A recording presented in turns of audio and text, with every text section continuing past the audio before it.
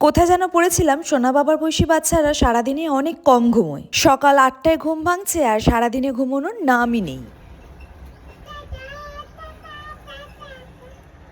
Supratim office চলে যাওয়ার পর আমি বারান্দায় এসে লেপ কম্বলগুলো একটু রোদে দিচ্ছিলাম। স্কুল বাস এসেছে নিচে, তাই সোনা দাঁড়িয়ে সবাইকে টাটা করছে। জানো তো, এই টাউনশিপে না কেউ কারোর সাথে কথা বলে না। বন্ধু হলে আলাদা ব্যাপার, কিন্তু যেচে পড়ে তো কথা বলবেই না। আর স্কুল বাসে করে যেহেতু সব বাচ্চারা যাচ্ছে আর মায়েরা দাঁড়িয়ে টাটা করছে, সোনা বাবাও তাই কখন থেকে বারান্দায় দাঁড়িয়ে সবাইকে টাটা টাটা করে যাচ্ছে। কিন্তু নিচে দাঁড়িয়ে থাকা একজনও কেউ সোনা বাবার দিকে তাকিয়ে টাটা করলো না। এইটা দেখে খারাপ লাগলো, কিন্তু তবু আমি সোনাকে বারান্দা থেকে ঘরে নিয়ে আসলাম না। এই কারণে এখনই আমি সোনাকে সমাজের এই বাস্তবতাটা বোঝাতে চাই না। তোমার মা বাবা ছাড়া তোমার কেউ আপন নয়। বাস চলে যাওয়ার পর সোনা বাবা ঘরে এলো আর ওকে নিয়ে আমি বাসি খাটটা ভালো করে ঝেড়ে নিলাম।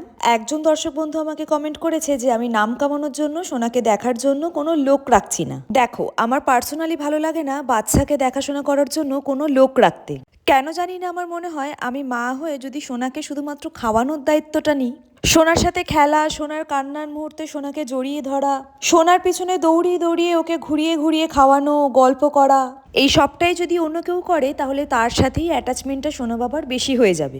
সত্যি কথা বলতে আমি সেটা চাই না। আমি তো ছোটবেলায় আমার মাকে পুরো পেয়েছি, তাহলে আমার সোনা কেন আমাকে পাবে না?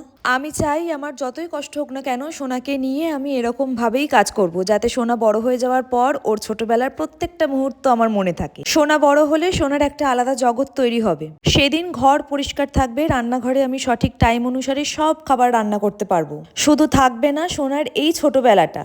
আগের দিনের ব্লগে কমেন্ট করা নন্দিনী, তোমাকে থ্যাংক ইউ সো মাচ। সকালটা এরকমই তাড়াহুড়ো করে কাটলো। দেখা হচ্ছে নেক্সট ব্লগে। টাটা।